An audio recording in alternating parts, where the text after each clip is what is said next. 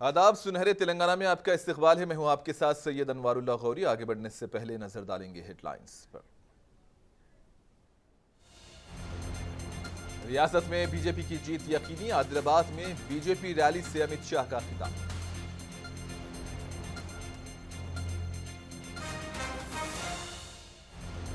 हमारे बगैर कांग्रेस उम्मीदवारों की फहरिस्त नहीं आएगी, सीपीआई लीडर नारायणा का बयान।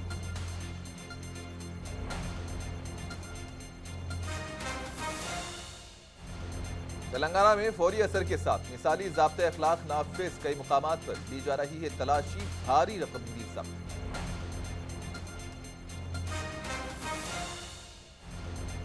तेलंगाना हाईकोर्ट से रियासती वजीर श्रीनिवास गौड़ को मिली राहत। अदालत ने इंतखाबात से मुताल्लिक अर्जी को किया खारिज।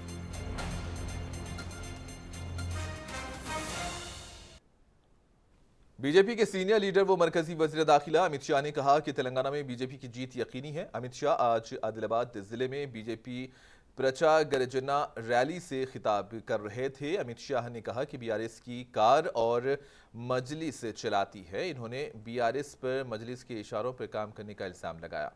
अमित शाह ने कहा कि चीफ मिनिस्टर केसीआर दलितों और कबायलियों को धोखा दे रहे हैं। अमित शाह ने राम मंदिर की बात करते हुए इसका सेहरा मोदी के सर बांधा।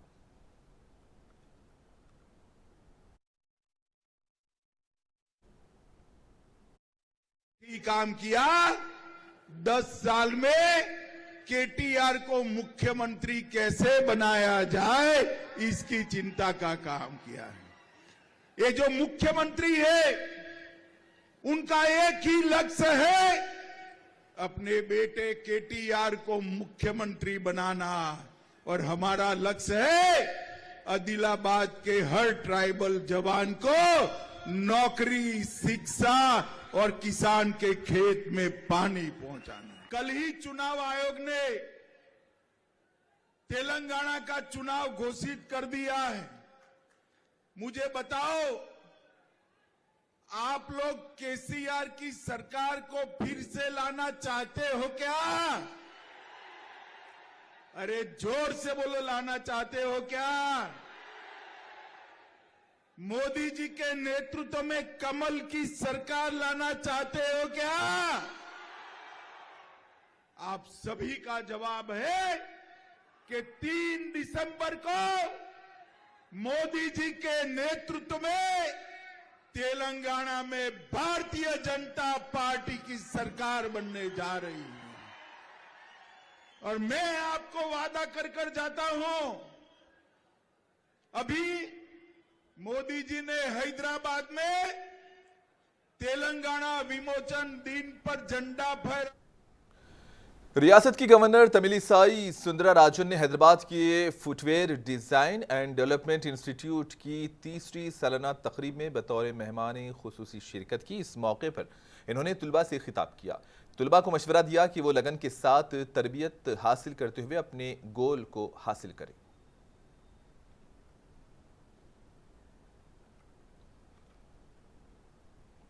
बीआरएस के सीनियर लीडर वो रियासती वजीर हरीश राव ने कहा कि रियासत में बीआरएस का 3री मरतबा इख्तिदार पर आना यकीनी है। हरीश राव सिद्दीपेट जिले के हसनाबाद में बीआरएस कारकुनों से खिताब कर रहे थे। हरीश राव ने मजीद कहा कि बीआरएस का इंतखाबी मंशूर देखकर अपोजिशन जमातों की नींद हराम हो जाएगी। इन्होंने कहा कि चीफ मिनिस्टर केसीआर को हसनाबाद की आवाम पर बहुत ज्यादा भरोसा है, इसलिए केसीआर रियासत में अपनी इंतखाबी तशहीर की शुरुआत हसनाबाद से करने वाले हैं।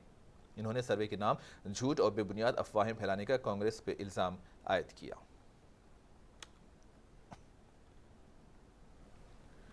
तेलंगाना के वजीर एक्साइज श्रीनिवास गौड़ को हाईकोर्ट से राहत मिली है। हाईकोर्ट ने उनके इंतखाब से मुताल्लिक दायर दरखास्त को खारिज कर दिया। महबूब नगर से ताल्लुक रखने वाले राघवेंद्र राजू नामी शख्स ने 2018 असेंबली इंतखाबात के दौरान श्रीनिवास गौड़ की जानिब से दाखिल किए गए इंतखाबी हलफनामे में असासों और कर्जेजात से मुताल्लिक गलत मालूमात जमा कराने का दावा करते हुए अर्जी दाखिल की थी और इसमें कहा गया था कि इंतखाबी हलफनामा एक बार रिटर्निंग ऑफिसर के पास जमा कराया गया और फिर वापस लेकर दोबारा जमा कराया गया। इसे गैर कानूनी करार देते हुए इन्होंने इंतखाबात को कलअदम करार देने का मुतालबा किया था और फरीकैन के दलाइल सुनने के बाद हाईकोर्ट ने आज अपने फैसले में श्रीनिवास गौड़ के खिलाफ दायर की गई दरखास्त को खारिज कर दिया, जिससे श्रीनिवास गौड़ को बड़ी राहत मिली।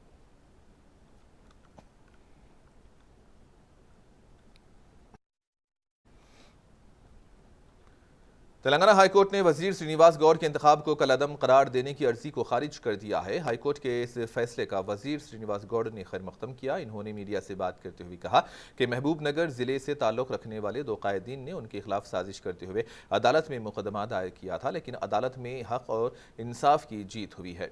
श्रीनिवास गौड़ ने कहा कि जिले महबूब नगर तरक्की की समत गामजन है। जिले में होने वाली तरक्की से खौफजदा होकर उनके खिलाफ साजिश करने का अपोजिशन जमातों पर इल्जाम लगाया है।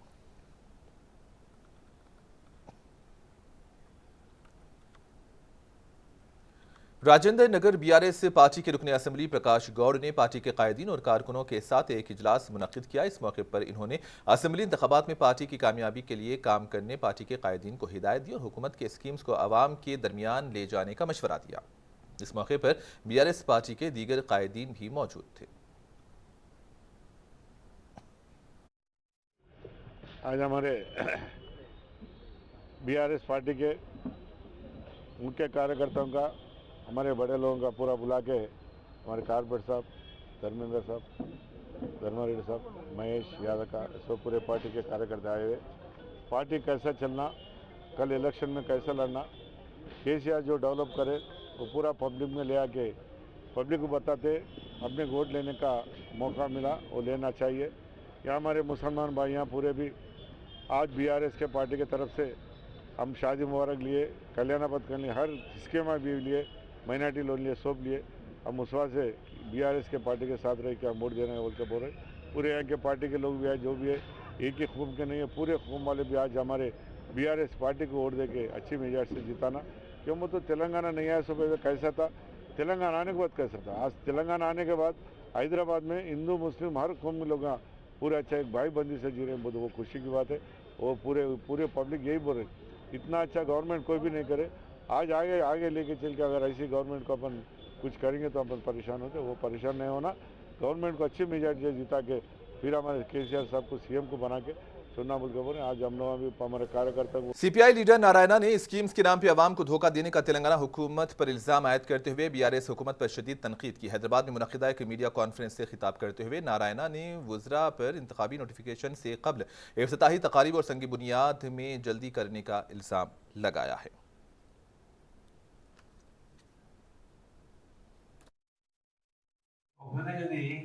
IAS IPS and revenue incentive అప్పటిదాకా డ్యూటీ చేసి ఎన్నికల ముందర మార్చుకోవడం అంటే ఇప్పటిదాకా మేము చేసింది వేస్ట్. మాకు రిగ్గింగ్ చేసుకోవాలా, ఎన్నికల్లో మాకు అనుకూలంగా కావాలి, మాకు అక్రమాలకు రక్షణ కావాలని చెప్పేసిన పద్ధతుల్లో అనుకూల బృందాన్ని అటు పోలీస్ డిపార్ట్మెంట్, రెవెన్యూ డిపార్ట్మెంట్లో మార్చుకునే ఏర్పాటు చేస్తున్నారు. అటు మార్చుకున్నటువంటి నేను ప్రైవేట్ గ్యాంగే పెట్టుకోవచ్చు కదా, నేను పోలీసులు ప్రైవేట్ గ్యాంగ్ పెట్టిన గ్యాంగ్ అనిపించుకోవచ్చు. ఇది ఒకటి ఎగ్జిక్యూటివ్కి అవమానం, ఇది లేదు. రెండవది ఈ సోషల్ మెజర్స్ ఇవి కూడా 6 నెలల ముందే ప్రకటించాలి. ఎన్నికలకు 4 రోజుల ముందర మేము దళిత బంధు ఇస్తాము, ఇండ్లు ఇస్తాము, అది ఇస్తామని ప్రకటించి 2, 3 ఇచ్చేసి నోటిఫికేషన్ కూడా అది ఆన్గోయింగ్ ప్రాజెక్ట్ కాబట్టి ఇస్తూ ఉంటారు. రైతు బంధు ఆన్గోయింగ్ ప్రాజెక్ట్ కాబట్టి ఇస్తూ ఉంటారు. అంటే ఎన్నికల్లో ఓట్లు వేసే వాళ్ళకి ఓట్లు వేసే ముందు వాళ్ళ బ్యాంక్ అకౌంట్లో రైతు బంధు డబ్బులు పోతాయి, ఇండ్లు కేటాయించినట్టుగా డబ్బులు పోతాయి, దళిత బంధు ఇచ్చినట్టుగా చెక్కులు పోతాయి. वाईएसआर कांग्रेस पार्टी ने तेलंगाना असेंबली इंतखाबात में हिस्सा लेने के बारे में अपने मौक़िफ़ को वाज़ेह किया। वाईएसआर कांग्रेस पार्टी ने आज ये साफ कर दिया है कि वो तेलंगाना असेंबली इंतखाबात में हिस्सा नहीं लेगी। वाईएसआर कांग्रेस पार्टी के लीडर वाईवी सुब्बा रेड्डी ने कहा कि कृष्णा के पानी की तकसीम रियासत तंजीम जदीद कानून के मुताबिक होनी चाहिए। इन्होंने कहा कि अगर ऐसा नहीं होता है तो आंध्र प्रदेश सुप्रीम कोर्ट से रुजू होगा।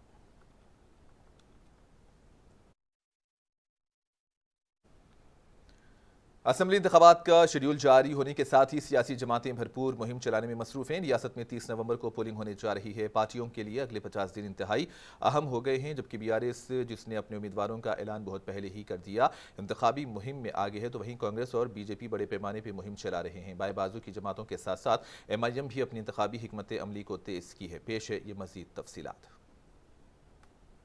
इंतखाबी गहमा गहमी शुरू हो गई है। सबसे पहले उम्मीदवारों का ऐलान करने वाली हुक्मरान जमात बीआरएस अपनी मुहिम तेज कर चुकी है।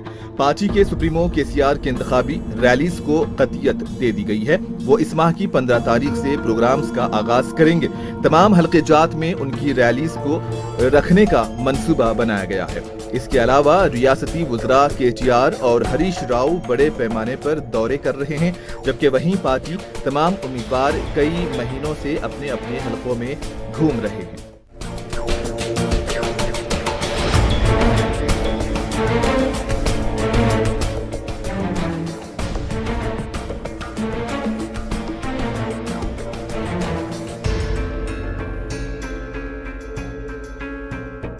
कर्नाटक असेंबली इंतखाबात में जीत के बाद से कांग्रेस में जोशो खरोश दिखाई दे रहा है। कांग्रेस का ये मानना है कि 9 साल के बीआरएस से इख्तिदार से रियासत की आवाम नाराज हैं, जिसका वो राष्ट्रीय तौर पर फायदा उठाना चाहती है। यही वजह है कि हैदराबाद में CWC की मीटिंगें हुई। साथ ही कांग्रेस ने एक बहुत बड़े जलसे-आम में सोनिया गांधी के साथ 6 जमानतों का ऐलान किया। इन स्कीम्स को वसी पैमाने पर लोगों तक पहुंचाने का फैसला किया गया, जिससे किसान, खवातीन, मजदूर, नौजवान और तलबा जैसे मुख्तलिफ गिरोहों को फायदा पहुंचेगा। बताया जा रहा है कि जल्द ही उम्मीदवारों के नामों का भी ऐलान किया जाएगा।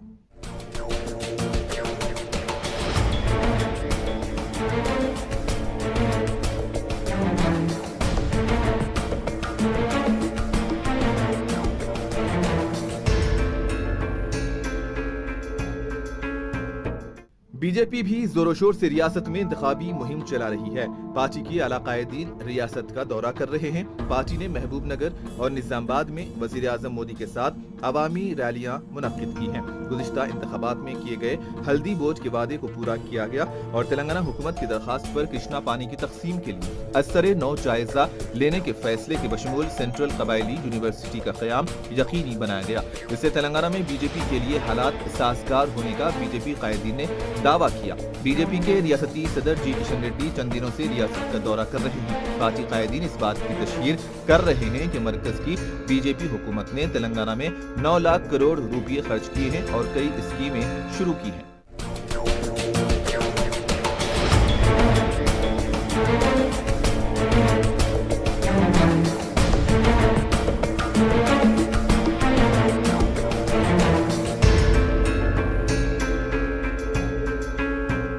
रियासत की सियासत में कलीदी किरदार अदा करने वाली मजलिस भी इंतखाबात के लिए मुकम्मल तैयार दिखाई दे रही है।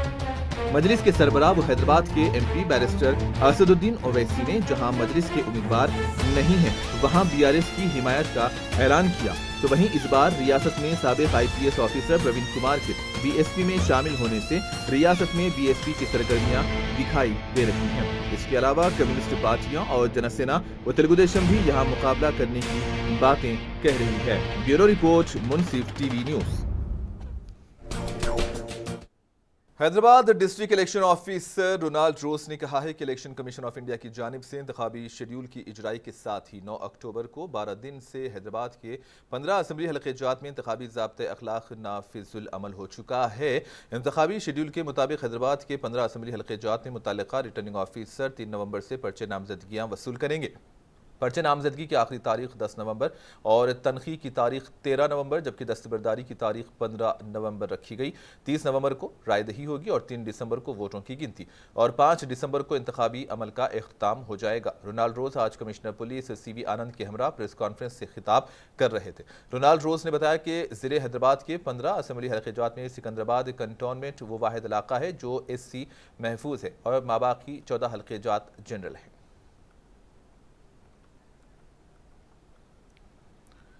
तेलंगाना के मुख्तलिफ मुकामात पर पुलिस ने तलाशी के दौरान रकम को जब्त कर लिया है। पुलिस के मुताबिक फिल्म नगर पुलिस ने नारायणा इंजीनियरिंग कॉलेज के करीब गाड़ियों की तलाशी के दौरान एक कार से 30 लाख जब्त कर लिए और कार में विनोद और रघुनंद रेड्डी नामी अशखास सवार थे। जबकि दूसरा वाकया चादरघाट इलाके में पेश आया, जहां पुलिस तलाशी ले रही थी कि एक गाड़ी से 9,30,000 रुपये की रकम जब्त की गई। गाड़ी वाई गोपी नामी शख्स से चला रहा था। तीसरे वाक़े में पुराना पुल गांधी जी के मुजस्समे के करीब पुलिस तलाशी ले रही थी कि एक एक्टिवा गाड़ी की तलाशी पर 15 लाख रुपये जब्त हुए।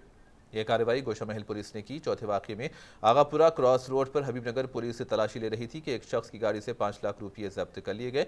एक और वाकये में हबीबनगर पुलिस तलाशी ले रही थी कि बेगम बाजार के दिनेश प्रजापति के एक्टिवा से 12 लाख रुपये जब्त हुए। एक और वाकये में गाड़ी से 15 लाख रुपये जब्त किए गए।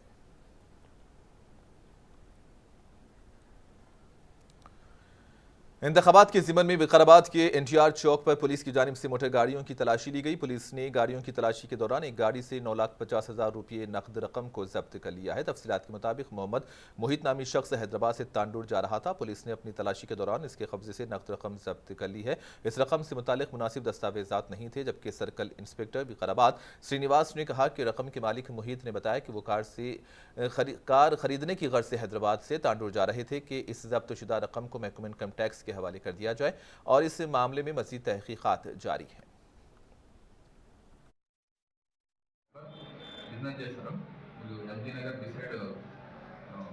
నెహ్రూ పార్క్ మాస బ్యాంక్లో వెళ్తారు. ఈయన ఏదో కారు కొనడానికి అని చెప్తున్నాను. 10 lakhs అలా కార్లో వెళ్తుంటే సీజ్ చేసినాము. కార్ నెంబర్ APS 09FA2737 వర్ణ కార్లో వెళ్తుంటే ఈ క్యాబ్ సీజ్ చేయడం జరిగింది. ఫర్దర్గా టీమ్ చేసి తర్వాత తీసుకోవడం జరుగుతుంది. యాక్చువల్లీ అంటే సర్ప్రైజ్ చెకింగ్ చేయడం జరుగుతుంది. ఎవరు కూడా 50,000 నుంచి క్యాష్ తీసుకొస్తే మాత్రం ఆ డీటెయిల్స్ అన్ని వర్క్ ఇవ్వాలి. ఎందుకు తీసుకోబోతున్నారు అనేది ఎక్కువ క్యాష్ డ్రా చేయకుండా ఇబ్బందులు పడతారు. కాబట్టి ఎక్కువ మ్యాక్సిమం క్యాష్ వేరే వాళ్ళ మా క్యాష్ తీసుకోండి అన్నట్టు చెప్పినా కూడా తీసుకురావద్దు. ఏ టైంలో ఎక్కడి నుంచి ఏ విధంగా చెప్పింది అనేది మాత్రం సర్ప్రైజ్ చెకింగ్ ఉంటాయి, ఇన్ఫార్మ్ చేసి తీసుకెళ్తే మాత్రం ఇబ్బంది ప్రాసెస్. ఎలక్షన్ గైడెన్స్ ప్రకారం 50,000 లోపు క్యాష్ డ్రా చేసుకోవచ్చు. పోయిన మాత్రం వాళ్ళు వివరాలు చూపించాల్సి ఉంటారు. వివరాలు చూపించిన తర్వాత వాళ్ళు క్యాష్. मेदक जिला कलेक्टर राज रशीद शाह ने मीडिया से बात करते हुए कहा कि जिले में इंतखाबी ज़ाब्ते अखलाक का नाफिज हो चुका है और ज़िले में इंतखाबी ज़ाब्ते अखलाक की खिलाफ वर्जी करने वाले कायदीन के खिलाफ कानून के तहत कार्रवाई की जाएगी। ज़िले के 2 असम्बली हलकों में रिटर्निंग अफसरान की निगरानी होगी। इन्फोर्समेंट टीम असम्बली हलकों का दौरा करते हुए तनखी करेगी। इन्होंने ओहदेदारों के साथ ताउन करने सियासी जमातों के कायदीन पर जोर दिया, जबकि SP रोहिणी प्रिया दर्शनी ने बात करते हुए कहा कि मरकजी इलेक्शन कमीशन की तरफ से जारी करदा इंतखाबी ज़ाब्तों को गैर जानिबदारी के साथ सख्ती से नाफिज किया जाएगा। ज़िले की सरहदों पर चेक पोस्टें कायम की जाएँ और सख्त निगरानी रखी जाएगी। हसास मुकामात पर सख्त हिफाजती इंतजाम किए जाएंगे। इस मौके पर जिला एडिशनल कलेक्टर्स रमेश और वेंकटेश्वर और दीगर भी मौजूद थे। అయితే అది ప్రతి ఒక్క కాన్స్టిట్యుయెన్సీలో ఒకటి టేకప్ చేయాలి అని చెప్పడం జరిగింది. So PWD managed polling stations 2 ఉంటాయి. తర్వాత విమెన్ మేనేజ్డ్ పోలింగ్ స్టేషన్స్ అంటే అక్కడ మొత్తం స్టాఫ్ మహిళా స్టాఫ్ ఉంటారు. సో అది కూడా ప్రతి ఒక్క కాన్స్టిట్యుయెన్సీలో 5 ఉంటాయి. అంటే 2 కలిపి 10 విమెన్ మేనేజ్డ్ పోలింగ్ స్టేషన్స్ ఉంటాయి. మోడల్ పోలింగ్ స్టేషన్స్ అంటే మోడల్ పోలింగ్ స్టేషన్స్ లో అంటే అక్కడ ఈ పర్సనల్ సంబంధించిన లేదు, కానీ అక్కడ ఉన్న 80+ అంటే సీనియర్ సిటిజన్స్। विकाराबाद जिला कलेक्टर नारायण रेड्डी और SP कोटी रेड्डी ने मीडिया से बात करते हुए कहा कि जिले इंतखाबी ज़ाब्ते अखलाक का निफाज अमल में आ चुका है। अगर कोई इंतखाबी ज़ाब्ते अखलाक की खिलाफ वर्जी करता है तो इसके खिलाफ सख्त कानूनी कार्रवाई की जाएगी। कलेक्टर ने कहा कि इंतखाबात के ताल्लुक से 1950 पर कॉल करके तफसीलात हासिल की जा सकती है। इन्होंने कहा कि सियासी जमातों के कायदीन और अवाम के ताउन से ज़िले में पुरअमन तौर पर इंतखाबात मुनक्किद किए जाएंगे। जबकि ज़िला SP कोटी रेड्डी ने बात करते हुए कहा कि इंतखाबात के पेश नज़र ज़िले भर के 4 असम्बली हलकों में चेक पोस्ट कायम किए गए हैं। गाड़ियों की चेकिंग के दौरान अगर किसी के पास 50,000 रुपये से ज़ायद की रकम निकलती है तो इसे जब्त कर लिया जाएगा। चेकिंग के दौरान अगर ज़्यादा रकम मिलती है तो दस्तावेजात बताकर अपनी रकम वापस ले जा सकते हैं। जबकि SP ने कहा कि ये सोशल मीडिया पर झूठी और गैर ज़रूरी अफवाहें फैलाने वालों के खिलाफ भी सख्त कार्रवाई की जाएगी।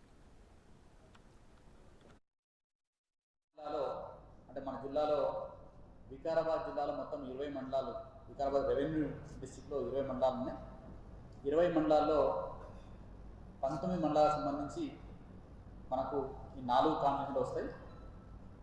వికారాబాద్, పరిగి, తాండూ, కొడంగల్. ఇందులో మనకు 2 కాన్స్టిట్యూన్సీలో వికారాబాద్, తాండూ मेदक कांग्रेस पार्टी सीनियर कायदीन सुरेंद्र गौड़ ने मीडिया से बात करते हुए कहा कि कांग्रेस पार्टी मेदक से एक नौजवान कायद को उम्मीदवार बना रही है जो आवाम के दरमियान रहते हुए समाजी खिदमात अंजाम दे रहे हैं। इन्होंने कांग्रेस से मुस्तफ़ी अंजनीलू की जानिब से कांग्रेस में टिकट फरोख्त करने के सिलसिले में लगाए इल्ज़ाम की मजम्मत की। सुरेंद्र गौड़ ने अंजनीलू से कहा कि वो टिकट फरोख्त करने वाली पार्टी में इतने दिनों से क्यों काम कर रहे हैं। विजय शांति और उपेंद्र रेड्डी को टिकट देने पर इस तरह का इल्ज़ाम नहीं लगाया गया, तो फिर आप मैनमपल्ली रोहित को टिकट दिए जाने पर ऐसा इल्ज़ाम क्यों लगा रहे हैं। इन्होंने अंजनीलू को बीआरएस पार्टी का एजेंट करार दिया और कहा कि वो कांग्रेस पर बेबुनियाद इल्ज़ामात लगाकर पार्टी को नुकसान पहुंचाने की कोशिश कर रहे हैं, जबकि यही कांग्रेस पार्टी ने उन्हें कांग्रेस पार्टी से काउंसलर बनाया और ऐवान बल्दिया का फ्लोर लीडर बनाया, जिसको वो फरामोश कर रहे हैं। इस मौके पर जीवन राव, नरसिमुलू, गोपाल और दीगर भी मौजूद थे।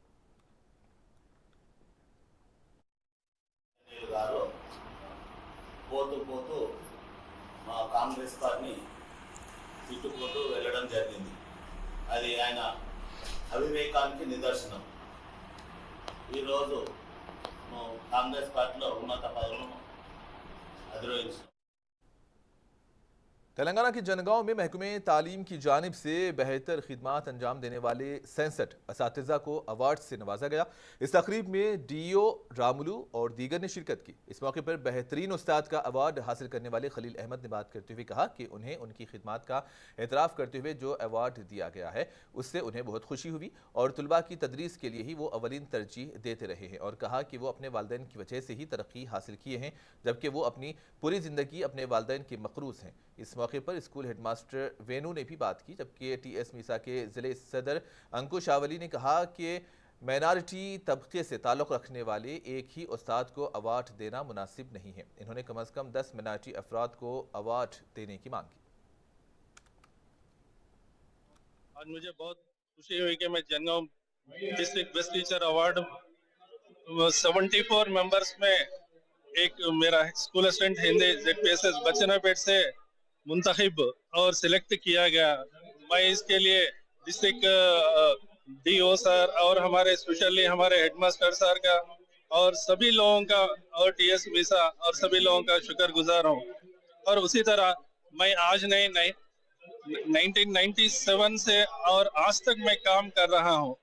उसी तरह मेरे हिंदी फील्ड में जितना भी जो भी हिंदी एग्जाम्स है 97 से आज तक मैं हिंदी एग्जाम्स बच्चों को प्रिपेयर करा रहा हूँ। उसी तरह स्कूल में बच्चों को एग्जाम्स प्रिपेयर करा रहा हूँ। उसी तरह यहाँ पर जो भी सोसाइटी। और आखिर में हेडलाइंस पर एक और नजर।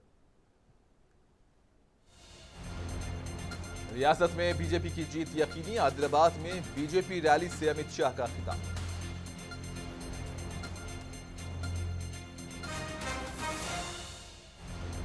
हमारे बगैर कांग्रेस उम्मीदवारों की फहरिस्त नहीं आएगी, CPI लीडर नारायणा का बयान।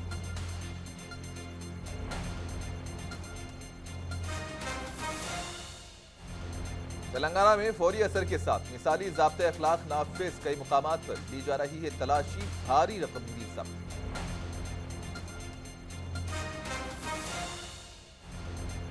तेलंगाना हाईकोर्ट से रियासती वजीर श्रीनिवास गौड़ को मिली राहत, अदालत ने इंतखाबात से मुताल्लिक अर्जी को किया खारिज।